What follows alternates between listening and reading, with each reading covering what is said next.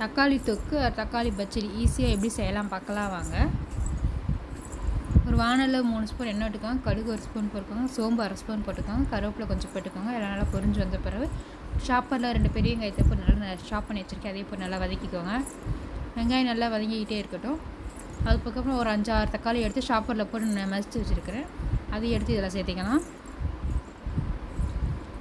இப்போ நல்லா வதங்கிட்டே இருக்கட்டும். காரத்துக்கு ஒரு 2 வரமிளகா போட்டுக்கோங்க. ஒரு பல் பூண்டு எடுத்து அப்படியே முழு பல்ல எடுத்து ஒரு தட்டி சேர்த்துக்கோங்க. சும்மா 1-2 தட்டி சேர்த்துக்கோங்க. அப்படியே இப்போ எல்லாமே நல்லா வதக்கிக்கோங்க. நல்லா பச்சை வாடை போகட்டும் எல்லாமே. இப்போ தேவையான அளவு உப்பு போட்டுக்கோங்க. சாம்பார் தூள் 1/2 ஸ்பூன் போட்டுக்கோங்க. வரமிளகாத்தூள் ஒரு காரத்துக்கு ஏற்ப போட்டுக்கோங்க. 1/2 ஸ்பூன் மஞ்சத்தூள் போட்டுக்கோங்க. எல்லாம் நல்லா வதங்கட்டும். ஒரு நல்லா கிளறி விட்டுட்டு கொஞ்சம் தேவையான அளவு தண்ணி ஊற்றிக்கோங்க. தண்ணி ஊற்றி நல்லா கொதிக்க விடுங்க.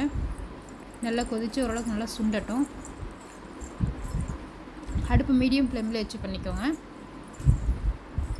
பார்த்திங்களா இப்போ நல்லா கொதித்து அங்கங்கே எண்ணெய் பிரிஞ்சு வர ஆரம்பிக்கும். பார்த்திங்களா இப்போ கொஞ்சம் நல்லா கொதித்து எண்ணெய் பிரிஞ்சு வந்துடுச்சு. இப்போ நல்லா ரெடி ஆகிடுச்சு. இப்போ அதுக்கு மல்லித்தழை தூவி அடுப்பை அணைச்சிட்டு இறக்கிடுங்க. சுவையான அருமையான தக்காளி பச்சடி தக்காளி தொக்கு சொல்லலாம். ஈஸியாக செஞ்சாச்சு. வாங்க சாப்பிடலாம். தேங்க்யூ ஃபார் வாட்சிங். சப்ஸ்கிரைப் பண்ணிக்கோங்க.